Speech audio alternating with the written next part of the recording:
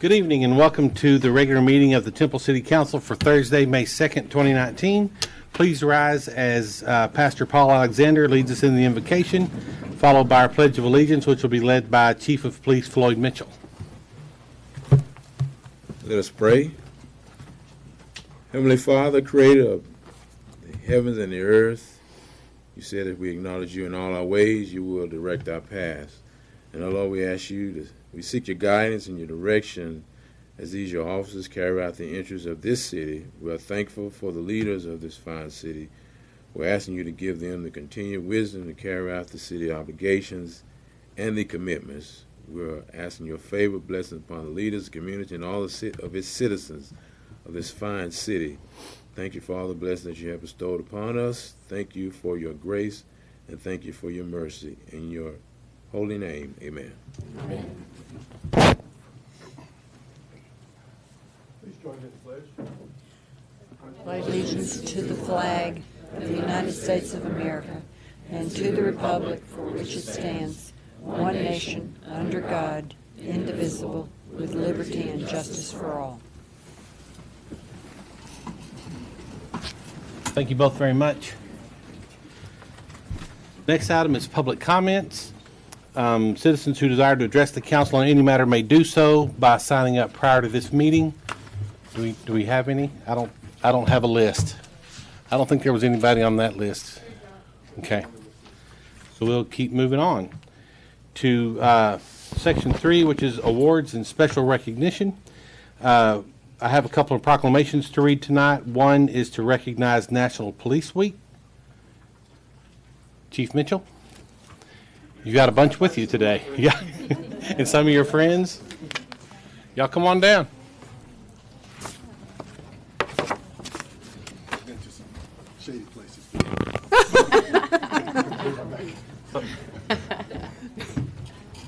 Who's covering Temple tonight, though? Right. You're in good hands. Okay. All right. Yeah, right. That's right. Explorers. All right. Very good. It's my pleasure to read this proclamation from the Office of the Mayor for the City of Temple. Whereas there are approximately 900,000 law enforcement officers serving in communities across the United States, including the dedicated members of the Temple Police Department. Whereas there have been 60,211 assaults against law enforcement officers in 2017, resulting in approximately 17,476 injuries. Whereas since the first recorded death in 1786, more than 21,000 law enforcement officers in the United States have made the ultimate sacrifice and have been killed in the line of duty, including 4 members of the Temple Police Department. Whereas the names of these dedicated public servants are engraved on the walls of the National Law Enforcement Officers Memorial in Washington, D.C. Whereas 371 names of fallen heroes are being added to the National Law Enforcement Officers Memorial this spring, including 158 officers killed in 2018 and 213 officers killed in previous years. Whereas the service and sacrifice of all officers killed in the line of duty will be honored during the National Law Enforcement Officers Memorial Fund's 31st Annual Candlelight Vigil on the evening of May 13th, 2019. Whereas the Candlelight Vigil is part of National Police Week, which will take place this year on May 12th through 18th. And whereas May 15th is designated as Peace Officers Memorial Day in honor of all fallen officers and their families, and U.S. flags should be flown at half-staff.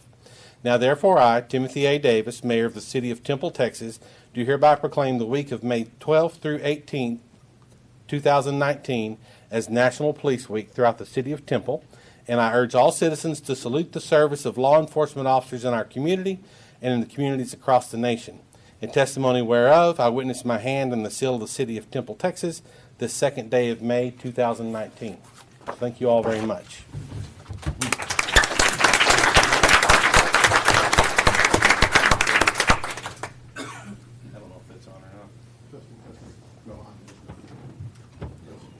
I just want to thank the mayor and the council, city manager and all the staff, and all the citizens of Temple. Appreciate you guys and all the support that you give us.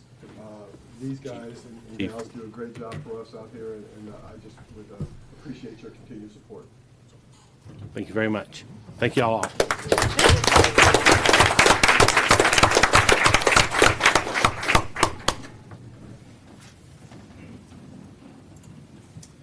Okay, next item is another proclamation to recognize the City of Temple Preservation Month. Dan, you want to come forward? A couple of friends. Okay, and a couple of friends.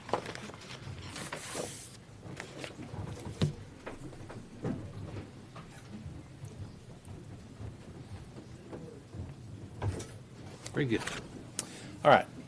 From the Office of the Mayor of the City of Temple, the proclamation reads, whereas historic preservation is an effective tool for managing growth and sustainable development, revitalizing neighborhoods, fostering local pride, and maintaining community character while enhancing livability. And whereas it is important to celebrate the role of history in our lives and the contribution made by dedicated individuals who've helped preserve the heritage that has shaped us as people.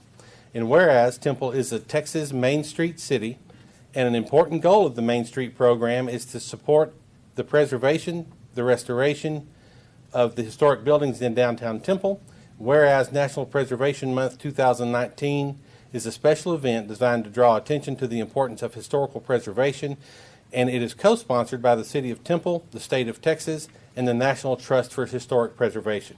Now, therefore, I, Timothy A. Davis, Mayor of the City of Temple, Texas, hereby proclaim the month of June 2019 as Preservation Month in the City of Temple, Texas, and I encourage all citizens of Temple to join with others across the nation who are participating in special observances that draw attention to the importance of remembering our national and community history and preserving our historic buildings for future generations.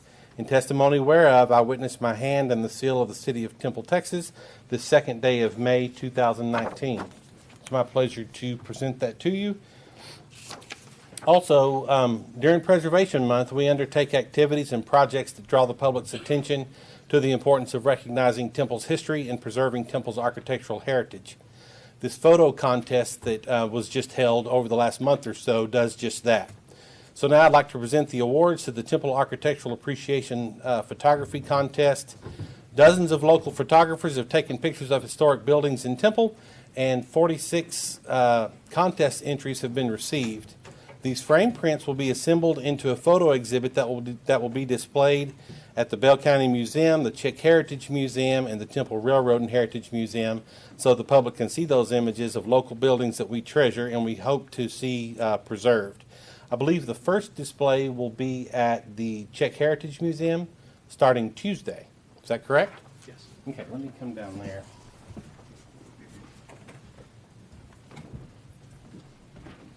So I had the opportunity to be one of the judges for this contest, and not because I have any special skill as a judge, but I think because I'm the mayor. I found a lot of things fall to me just because I'm the mayor. But I did enjoy the opportunity to do that. So, second runner-up, right? Third place. Third place, which is that one there, goes to our own Jason Deckman.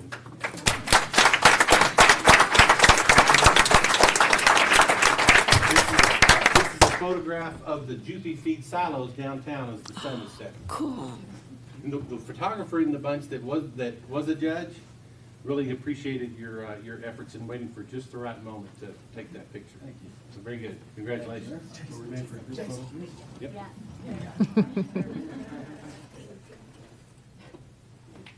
Hey, Jason, turn around. Yes. Oh, good. Oh, nice. Very, very. It's sunrise, not sunset?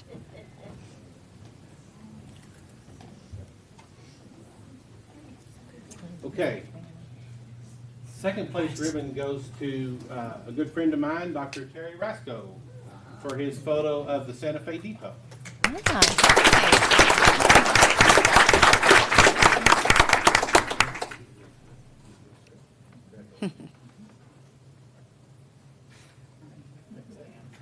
And first place, which maybe I did have some skill because this was actually my first place picture, also goes to Terry Rasco.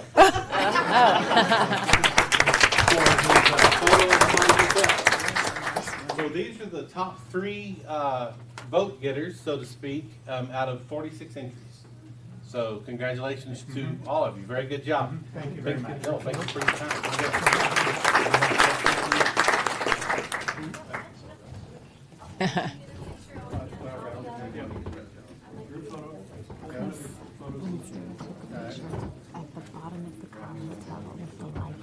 Oh, neat.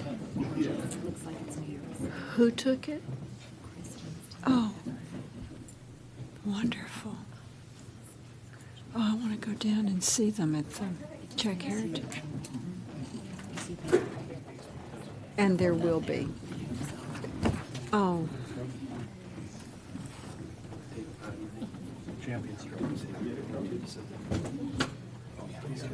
what kind of camera he uses and what kind of film. Great. Congratulations, Dr. Rasco and Mr. Deckman. Great job. I think it's great that we do fun things like that to sort of get everybody involved. That was a very nice contest. The next item is item 4, which is the consent agenda. All items listed under this section are considered to be routine by the City Council and may be enacted by one motion. If discussion is desired by the council, any item may be removed from the consent agenda at the request of any council member and will be considered separately. I do know that at this time we are going to table item 5A, which is the minutes from last meeting. Those aren't included in our packet. So, council, do we need to consider any other items for removal? All right, very good. Then at this time, I'll entertain a motion to approve the consent agenda minus item 5A. Motion to approve. Second. We have a motion and a second. Madam Secretary? Councilmember Long? Aye. Councilmember Walker? Aye. Mayor Pro Tem Morales? Aye. Mayor Davis? Aye. Moving right along to item 5. Can we take a Actually- motion Pardon? on A to table? Oh, I'm item A? sorry. Again, I said I was moving right along. So I'll now entertain a motion to table item 5A. Second that. We have a motion and a second. Madam Secretary? Councilmember Long? Aye. Councilmember Walker? Aye. Mayor Pro Tem Morales? Aye. Mayor Davis? Aye. Item 6 and 7, I'll read those in together. Item 6 reads, it's the first reading of a public hearing for FY-19-1-ANX to consider adopting an ordinance authorizing the volunteer annexation of 185.277 acres of land, which includes a 160.047 acre tract and a 12.541 acre tract out of the Maximo Marino Survey, abstract number 14, and 12.689 acres of right-of-way of Hartrick Bluff Road, Bell County, Texas. Item 7 reads, it's also the first reading of a public hearing of FY-19-2-ANX to consider adopting an ordinance authorizing the voluntary annexation of 119.827 plus or minus acres of land, which includes a 118.560 acre tract out of the Maximo Marino Survey, abstract number 14, and 1.267 acres of right-of-way of Haymarket Drive, Bell County, Texas. Ms. Barnett. Good evening, Mayor, Mr. Mayor, and Council. This evening we have a combined presentation for these two annexation cases. They are both generally located south of FM 93. The property owner is Short-Term Lending GP LLC, and this is a public hearing and would have a separate vote on each. An overall view of this proposed annexation area, of course, we've looked at this property previously on two separate occasions. The first case is for the 160-acre tract and the 12.5-acre tract that are shown at the bottom of the screen on the map in the green and the narrow kind of purple color. It also includes more than 12.5 acres of right-of-way, which is about a mile and a half of Hartrick Bluff from the city limit line just south of FM of 93 to the southern border of the property. That is the first case. The second case is to the north of that, and it is the tan, shown in the tan area. It's a 118.5 acre tract with about a quarter mile of Haymarket Drive that extends from Hartrick Bluff up to the subject property. The rezoning for each of these will come forward at the May 16th meeting, should annexation be granted as well. So the first case, which is the one on the south, the green one, is proposed plan development, single family 2, with a very small portion of plan development GR around an existing building, and the tan area is a plan development, single family 2 for single family development. So how we arrived here tonight, according to the Chapter 43 of the State Local Government Code, that does govern the annexation process, including voluntary annexations such as this one, so that we have come forward since February with petitions to annex that were approved by council, and a request for staff to develop the municipal service plans on the properties. These were presented at the meetings of April the 4th and April the 5th, along with public hearings on them as well. So tonight we have the first reading for the annexation ordinances on both of these cases, and as I mentioned, they'll be called out separately. Per the municipal service plan, the city will provide for extension of municipal services by any of the mentioned methods that it extends services to any other area in the city, should the voluntary annexation be granted. And just as a reference point, both of these properties and tracts are located in the Academy School District. The property, a representative for the property owner is here tonight, as are the engineering firm representatives that prepared all of the documentation, if you should have any questions. Council, any questions on either of those items? Anything? Mayor, I do this every time, but I just want to highlight one more time. This is a voluntary annexation, so this is at the request of the property owner. It's not involuntary. The annexation of Hartrick Bluff is just the right-of-way. It does not annex any of the properties on either side of Hartrick Bluff, except for the property that has voluntarily requested the annexation, and the same for Haymarket Drive. It's just the roadway section only, and not the houses that front that roadway, just the property that is owned by the petitioner. Thank you, Ms. Myers. Council, any questions? All right. There being no questions, I'll entertain a motion on item 6. Public hearing. Public hearing. Oh, I'm sorry. Public hearing? This item, as I stated earlier, is subject to a public hearing. Anyone wishing to speak on this item may do so. If you will, please step to the podium and state your name and address for the record. There wouldn't be any. That's why. So there being none, I will close the public hearing and entertain a motion on item 6. Make a motion for approval for item 6. You have a motion and a second, Madam Secretary. Councilmember Long. Aye. Councilmember Walker. Aye. Mayor Pro Tem Morales. Aye. Mayor Davis. Aye. Moving on to item 7. Item 7 is also subject to a public hearing.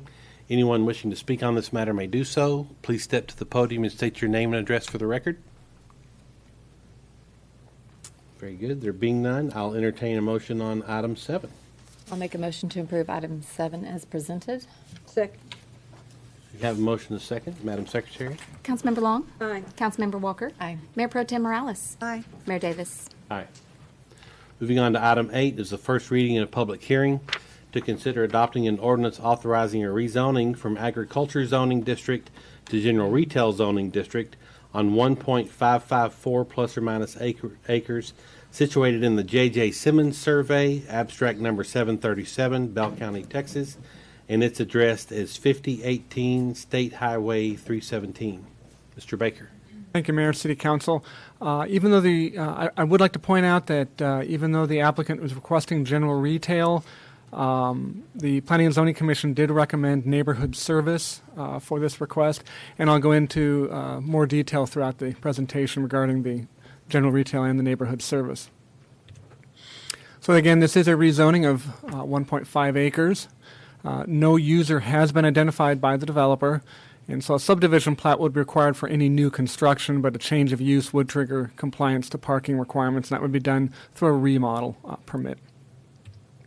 So in terms of the zoning, again, proposed and requested for the general retail, there's agricultural already in place, but there's also developing. This is a developing or transitioning corridor with both neighborhood service and general retail that is already occurring along this. General retail zoning is compatible and appropriate along this section of State Highway 317. In terms of the future land use map, the area is designated as suburban commercial, which is the pink layer, and is appropriate for retail or office uses and does support the general retail use at this location. So both water and sewer are available to the subject property. And in terms of the thoroughfare plan and trails plan, State Highway 317 is a major arterial. TxDOT just completed recently some improvements which do include a 10-foot sidewalk on the east side. However, a 6-foot sidewalk would also be required on the west side, and that would be addressed during the time of construction. The trail was also addressed with the 10-foot sidewalk on the east side. So just a photograph looking at the subject property. It is an unoccupied existing single-family home. And just an aerial image primarily of the area, but also shows the area to the west, which is primarily undeveloped, but also scattered with single-family residential uses on acreage. So looking both in the direction of the north and the south along 317, again, scattered single-family residential uses. Looking to the east, again, the same type of uses. This image does show the existing center, the median, center median, as well as a center median break, which is approximately 290 feet to the south of the subject property. So just in terms of the comparisons between the agricultural, the requested general retail, and the recommended neighborhood service. Again, all the uses in the third column that are listed are permitted in the general retail or permitted through a conditional use permit. Those uses that are listed in the red are those that would be allowed in the neighborhood service, or strictly to that. So with a non-residential use adjacent to residential uses, there is buffering and screening that is required. That would consist in the form of landscaping or as a 6 to 8 foot high solid wall or fence. So public notification is required as part of the rezoning process. 8 notices were sent out, 2 notices were returned in agreement. So in terms of the criteria that staff uses for compliance, all 4 of the criteria were in compliance. So staff recommends approval of the request from Agricultural District to the General Retail District as requested, and staff is comfortable with either the neighborhood service or the general retail designation. So planning and zoning is a recommendation at their April 1st meeting was to recommend neighborhood service, which was in an effort to limit the more intense general retail uses, and the applicant is in agreement with that. Conversation that I had with the applicant, he did indicate that the property is being marketed, or he's interested in a light retail or an office type use, which would be consistent with the neighborhood service. And that concludes my presentation. I'm available should you have any questions. Thank you, Mr. Baker. You're welcome. Council, any thoughts or questions on item 8? I do have a question, Mark. Yes. If P&Z suggested neighborhood services and the applicant is agreeable with that, why are we still calling it general retail? Was there not a way to change it to neighborhood services? The again, that was what was requested. We wanted to stay consistent with that. With the request? Yes, with the request. But we are comfortable with neighborhood service or the general retail. Either one? Either one, correct. And P&Z was also? They had recommended the neighborhood service. Notice purposes, we always notice what the applicant requests. Sure. Even if P&Z recommends something different. Okay. All right, fine, thank you. This item is subject to a public hearing. Anyone wishing to speak on this matter may do so. Please step to the podium and state your name and address for the record. There being none, then I will entertain a motion on item 8. Council, just keep in mind that when you make your motion, please be clear on whether you are moving to approve neighborhood service or general retail. I'll make a motion to approve item 8 with neighborhood services, if that's what the applicant is considering. I second that motion. Have a motion and a second on item 8. Madam Secretary? Councilmember Long, Aye. Councilmember Walker, Aye. Mayor Pro Tem Morales, Mayor Davis. Aye. Item number 9 is the first reading and a public hearing to consider adopting an ordinance amending the City Code of Ordinances, Chapter 27, Stormwater, to bring this chapter into compliance with the city's current Texas Commission on Environmental Quality permits, simplify and clarify language and terms, and to provide more effective enforcement tools. Ms. Landeros, or Ms. Rice, or Ms. Smith? Yeah, we'll get Aaron to do it. She's a little slow. I know. It's the chapter 27. There we go. Okay, so thank you, Mayor and Council. You will a lot of this presentation will look familiar to you. We went over some of the proposed amendments and workshop at the last meeting, so I'll go through it pretty quickly. But just stop me if you have questions. So this is the actual action item to approve those amendments. So as a reminder, stormwater is water that originates from rain events or snow and ice melt. We're having some today, actually. So the municipal storm sewer system is the infrastructure that the city builds and maintains that's designed to drain that water and groundwater from the impervious surfaces, from paved streets, parking lots, sidewalks, etc.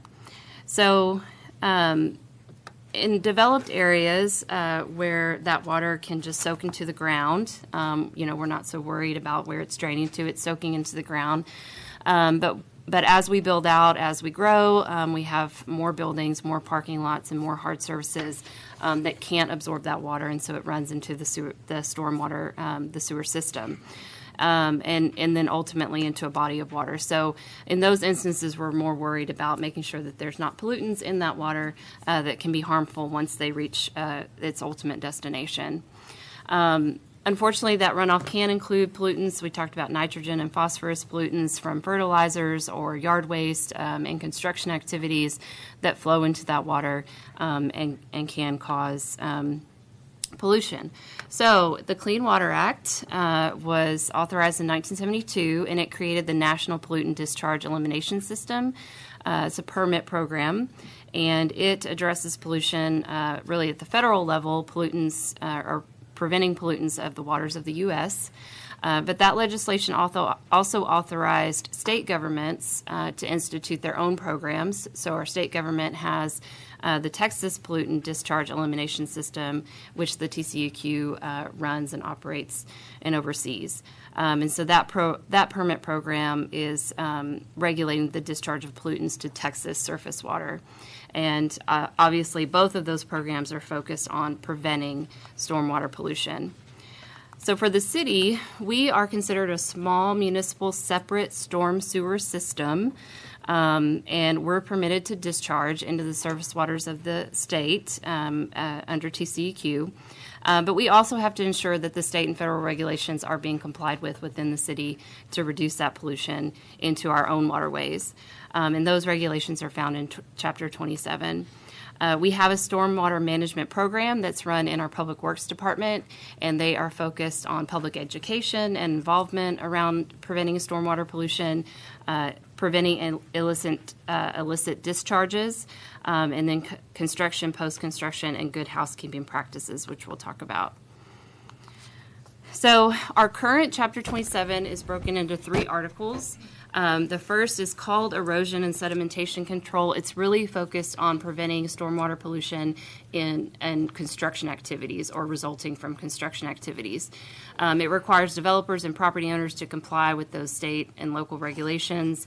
They have to submit what's called a Stormwater Pollution Prevention Plan, SWP3. Which is outlines the best management practices that they're proposing for those construction activities to prevent pollution into the stormwater system. It requires erosion controls. It allows our staff to perform site inspections and requires the owners and developers to also do their own types of inspections. So that's Article 1 currently, again, focused on construction activities.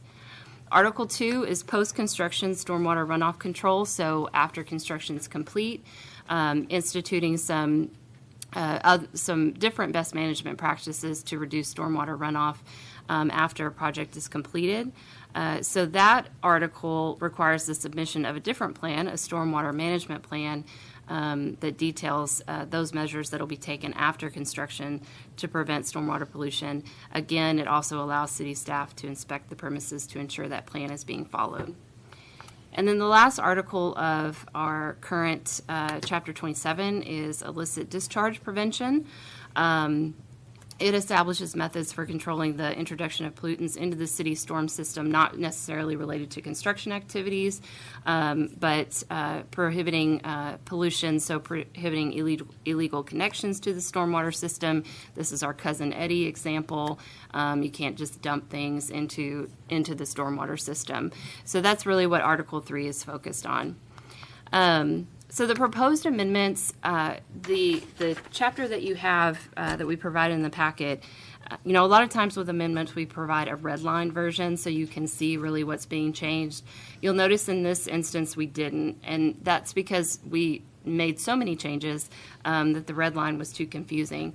But not so much substantive changes, but putting things in more logical order. We put all of the definitions into one section, which really changed the articles. In the current chapter, definitions are separated out between the articles. So we pulled all of that into one place to hopefully make it easier to read and understand and follow. We added acronyms for just clarity as well. But there were so many changes in the article that what you see is just a clean copy of what those proposed changes are. So I'll quickly go through what those are. We're proposing to change the title from stormwater management just to stormwater. We did delete the table of contents. We're actually proposing that in all of the chapter amendments that we're bringing forward. Added that list of acronyms that I mentioned, and then all of those definitions were consolidated and placed at the beginning of the chapter. Also with definitions, we deleted several that were no longer applicable, and then added several definitions to marry up with the TCEQ permits that we're regulated under or that the activities are regulated under. So we just want to be consistent with that state law so there's no confusion. And then we're actually proposing 4 articles in the amendments. In reality, not a huge change. Article 1 will just consist of those definitions, so your general definitions for the entire chapter. Article 2 will be titled Stormwater Compliance for Construction Activity, which is very similar to our current Article 1. Article 3, Post-Construction Stormwater Runoff, and then Regulation of Non-Stormwater Discharges. So what we're proposing as the new Article 2 is, again, those regulations focused on the construction activities. There's different regulations for small and large construction activities, which is broken down based on acreage. So large construction activities are equal to or greater than 5 acres. Small is 1 acre to 5 acres. We do have the concept in this or in the amendments of a common plan. So, if you're doing projects in phases, that might tip you over into a larger construction project, even though your separate phases don't meet the acreage requirement. That's also consistent with state regulations. And then again, owners and operators of the construction site have to implement those best management practices to make sure that They minimize discharge into the system of, soil and sediment and silt that's being moved around because of the construction site or because of the construction activities. And those were the some items we talked about in workshop, like silt fencing and vegetative buffers, different activities that they can do to prevent that pollution. The Article 2 for construction activities still requires the submission of that SWP3, that plan that outlines their best management practices, still allows staff to the authority to monitor compliance.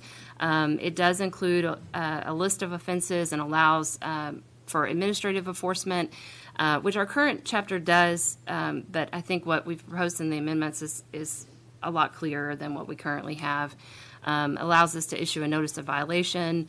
If correction is not made, we can issue stop work orders, and then also allows for criminal or civil remedies if we get to that point, which in my time with the city, we haven't ever gotten that far.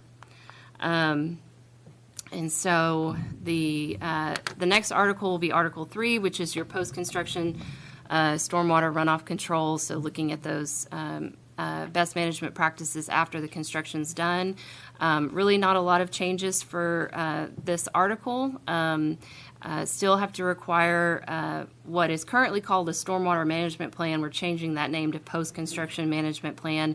There was some similar language, I believe, in one of the TCEQ permits, so to do away with any confusion, changing that name. But that plan still has to outline those best management practices that the owner or developer is proposing to use, and how they're going to maintain them. And those practices, again, could be vegetated swells or roof drains into pervious surfaces or retention ponds. And then amendments also include updates to comply with TCEQ's general permit for small MS4s, which the City of Temple is. So those post-construction management plans have to talk about maintenance of any of their infrastructure that they put in, plans for making repairs if that's required, keeping records of that maintenance and repairs, and then regularly inspecting those facilities and allowing the city to inspect. And then the last article will be regulation of non-stormwater discharges, which is our illicit discharges. And it establishes methods for controlling the introduction of pollutants into the system, again, to comply with state and federal regulations. It really includes very similar prohibitions that we have in the current chapter, along with some affirmative defenses. So if you're washing your vehicle in your yard, that's an affirmative defense. If that runoff goes into the stormwater system, that's a simple one, but there's several in the amendments. But prohibiting the discharge of used motor oil, garbage, yard waste, all of those things that we know is bad for the system. We did include a new regulation that's not in our current chapter on pesticides, herbicides, and fertilizers. So regulating the sale, distribution, manufacture, storage, and disposal of those items, all to comply with state and federal laws, but may not citizens may not dispose of those products in a way that's likely to cause a harmful quantity to enter into the system. Again, prohibiting those illicit or unauthorized connections to the system. And then we also have in the amendments a requirement that if pollutants are introduced into the system, the discharger of those pollutants is required to notify the city, TCEQ, and the fire department. And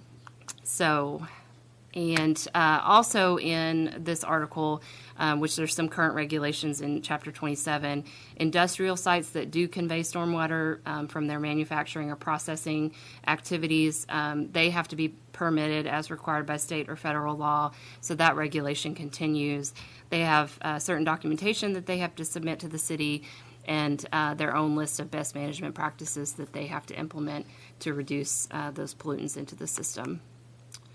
So overall, the proposed amendments are really focused on making sure we're in compliance with state and federal law, marrying up our terminology and practices with those TCEQ permits that we're required to operate under, and then hopefully making sure these regulations just make sense and are easy to understand and clear for those that are operating under them. We will have to make changes, if these amendments are approved, we'll have to make changes to the drainage criteria and design manual, which will be done by the Public Works staff. So that's quick, but I'm happy to answer any questions, or Dawn can answer the hard questions. So, Very good. Thank you. It's a lot of work by your office. We're seeing these come up at each council meeting, something new, so. and Amanda's not here tonight, but as always, all of the kudos go to her. And in this instance, also Kara in the Public Works Department. I don't think she's here today, but she runs the stormwater management program. And between her and Amanda, they really knocked it out of the park on this one. So.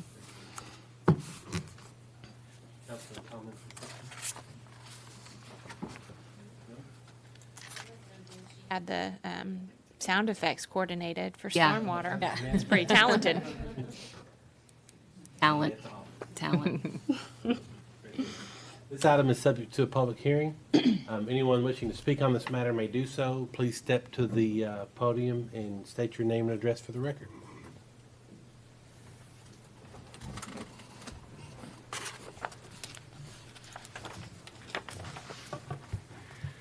Marty Janzak, 12 North 5th, Temple. I'm here this evening representing the Temple Area Builders Association. When the agenda was published, of course, we reviewed that, and I printed it off. This is your item 9, which I think is 82 pages, maybe, plus or minus a few. And so you get that on a Friday, and there's immediately consternation about rules and regulations that affect the construction industry. And so we started working with the city staff on Monday with Kayla's office and Don Bond and Kara in the Public Works Department, and we've worked our way through it. We had a number of questions and pretty much agree with the presentation. It is administrative in nature. It is an item that is just making clear the regs that we all live by. And the real bottom line, our question was, is this going to radically change the experience of development or pre-construction or post-construction? And it's come back unequivocally, no, it should be virtually the same, and we are in agreement with that.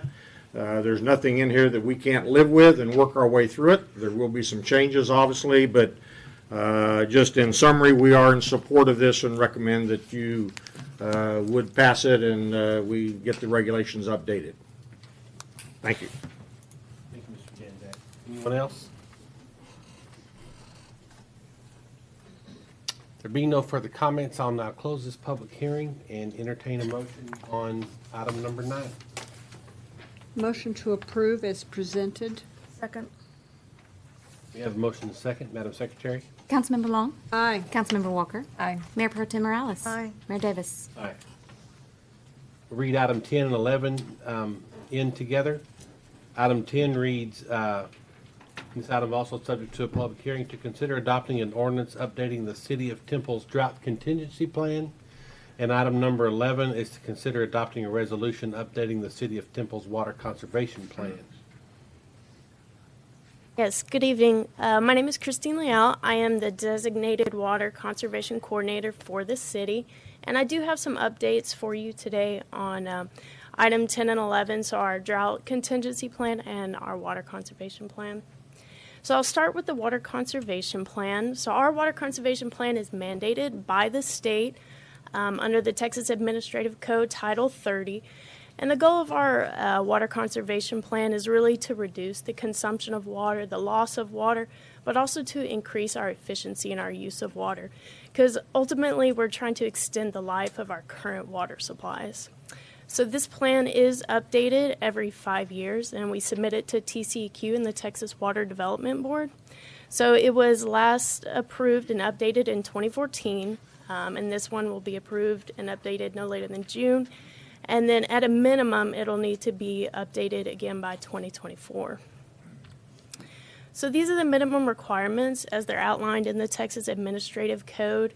And for the 2019 updates, we only have updates to the 2 items that are in blue, so the utility profile as well as our 5- and 10-year water savings goals.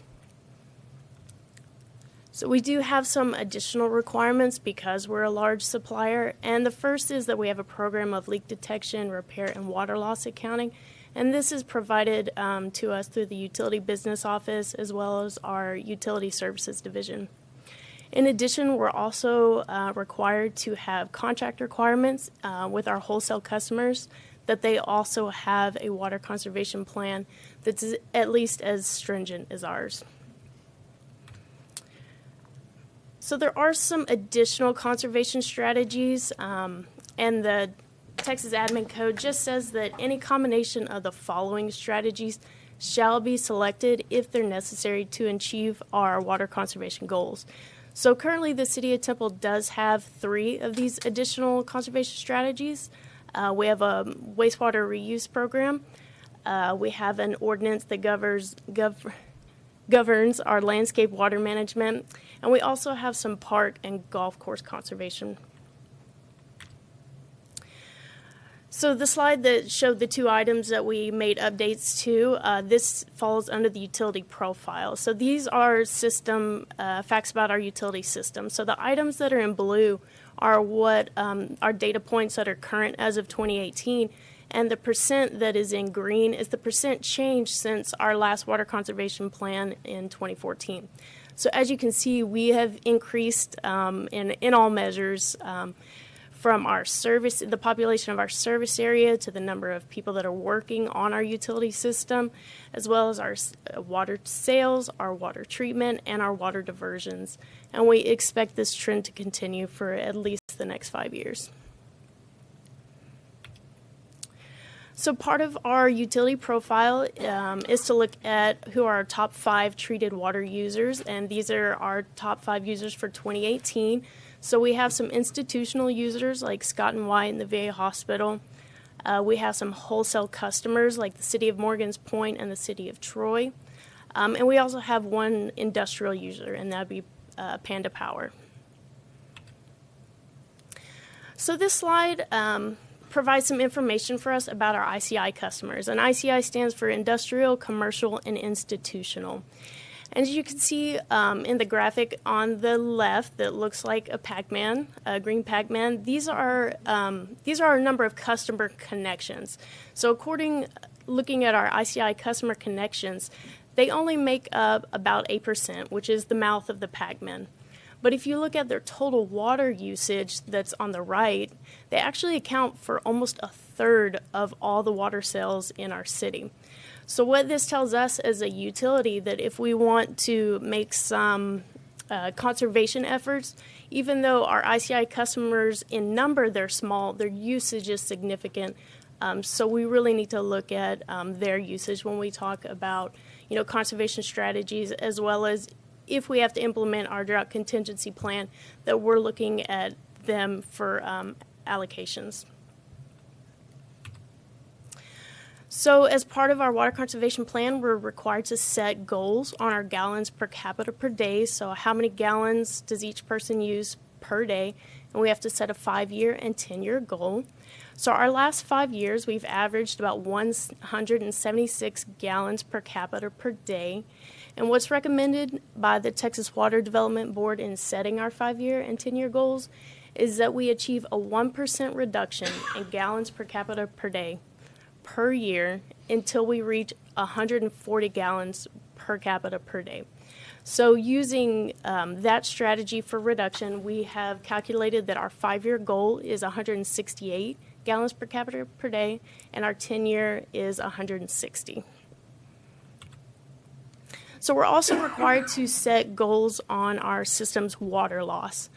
And this is also called unaccounted for water. And this is water that's not sold. We didn't bill anyone for it. It wasn't used in firefighting, and it also wasn't used to do main flushing. So this is water that we do not know exactly what happened to it. So on the graphic, as you see the green bars, this is the total amount of water that went into our distribution system, and everything below the blue line is water that was lost, so it's unaccounted for. So our 5-year historical average was just over 14%. And in looking at our 5-year and 10-year goals, our main target is to get all the way down to 14% water loss and hold at that until 2028. We know that our population is growing, our water use is increasing, the size of the system itself is increasing. So we think this is a very realistic goal for us to meet at 14%, and we'll be doing an excellent job if we can get to 14% and hold there.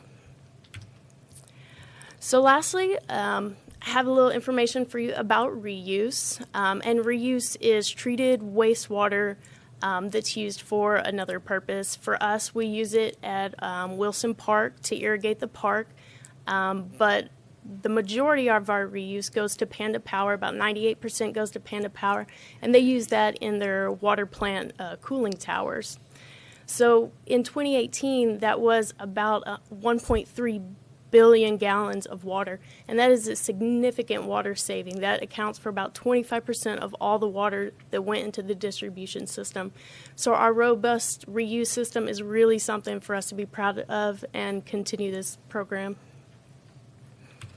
So that brings us to the drought contingency plan. So our contingency plan is also mandated by the state under the Texas Administrative Code Title 30. Is the chapter that's subsequent to the Water Conservation Plan. So our goal in the drought contingency plan is really to conserve our water supplies and protect the integrity of our supply facilities, with the ultimate goal being to protect our public health, welfare, and safety. This is also updated every 5 years and submitted to TCEQ. It's on the same rotational cycle as the Water Conservation Plan. For us, the implementation and also the termination of our stages is done by the city manager, and the triggers that initiate these stages for us are based on our water demand, the capacity of our water treatment plant, as well as the reservoir levels in Lake Belton. So these are the minimum requirements as they're outlined in the Texas Administrative Code.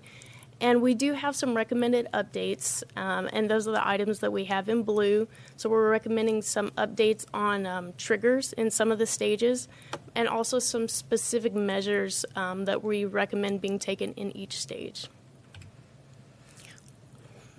So if you'll notice, the first thing you notice is we're recommending we change what we call the stage. So instead of calling it stage 1, 2, or 3, we're going to call it what type of water shortage we're experiencing, whether it's moderate, severe, or emergency. One of the first things you'll probably notice is that we're recommending the first stage be called year-round conservation. So currently, this stage is actually called a mild water shortage, and it is automatically triggered every year on June 1st, regardless of our water supply conditions. So in this stage, any kind of response is voluntary. So what we're recommending is, since these responses are voluntary, we extend that to a year-round voluntary response to conserve water. It's actually a very common practice now in our region, and it really supports our water conservation efforts. Excuse me. So in terms of responses, we have recommended that we change specifically one of the responses on construction purposes allowed under special permit. We've moved that from the moderate stage to the severe stage. So following that complete prohibition of the use of fire hydrants for construction purposes, we moved that from severe to the emergency stage. So this is a response measure that we're recommending that we add for any type of water shortage, whether it's a moderate, severe, or emergency. And that's that the city manager has the authority to order rationing to selected users of the system in accordance with the sequence that you see on the screen, such that if there's a need to issue water rationing, the first type of user that we would ration would be recreational users. So these are water parks or pools. And then following that, we would ration the commercial and industrial users, school users, residential users. And so the very last type of user that we would want to ration is the hospitals, public health, and safety facilities. So these are the trigger updates we're recommending. So to account for changing it to year-round water conservation, this trigger, we would stay in year-round conservation as long as the total daily water demand remains under 85%. So now the new trigger for the moderate water shortage would be, remaining, if we go over 85% capacity at our water treatment plant for 3 consecutive days. So that's all I have for you, and I'll be happy to answer any questions. Questions? Very good. Thank you for your time. This item is subject to a public hearing. Anyone wishing to speak on this item may do so. Please step to the podium and state your name and address for the record. There being none, I'll close the public hearing and entertain a motion on item 10. I'll make a motion to approve item 10. Second. You have a motion and a second, Madam Secretary. Councilmember Long. Aye. Councilmember Walker. Aye. Mayor Pro Tem Morales. Aye. Mayor Davis. Aye. Item 11 is also subject to a public hearing. Anyone wishing to speak, please step to the podium. Nobody wants to try to change our water conservation plans? Okay. I'll now close that public hearing and consider a motion on item 11. Motion to approve is presented. Second. Have a motion and a second, Madam Secretary. Councilmember Long. Aye. Councilmember Walker. Aye. Mayor Pro Tem Morales. Aye. Mayor Davis. Aye.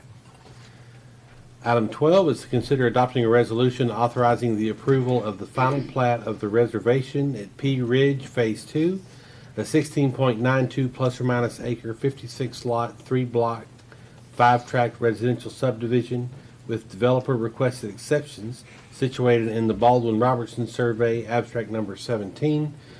Bell County, address is 2499 South Pea Ridge Road. Mr. Baker? Thank you, Mayor, City Council. Just a little bit of background to update you, since there's a lot of pieces that occurred getting to tonight's review. The zoning for Phase 1 was actually approved by City Council back in April of last year, and that included a land swap that I'll be kind of touching base on during this presentation. The final plat for Phase 1 with requested exceptions was approved by City Council in June of last year, and the zoning for Phase 2 was approved by City Council in December of last year. And so that kind of brings us to tonight to the final plat, which is for 16 acres and the 56 lots. This went through the Development Review Committee and was deemed administratively complete in March. Both water and sewer are available to the subject property. And so just a photograph of the undeveloped land looking across from South Pea Ridge Road.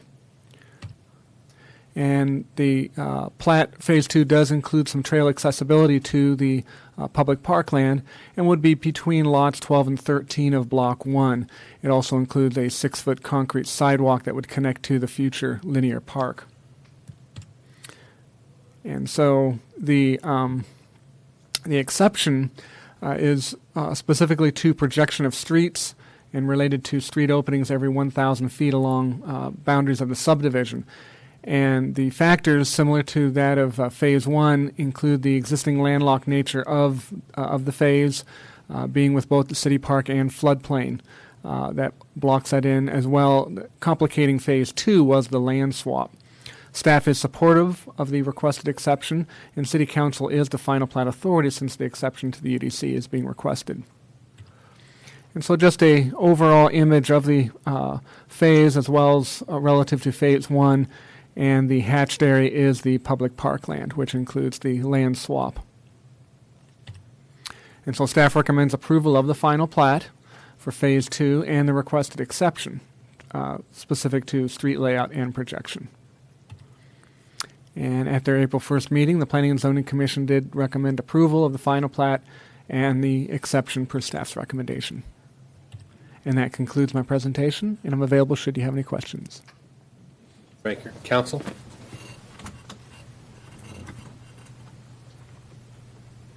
This item is not subject to a public hearing, No, sir.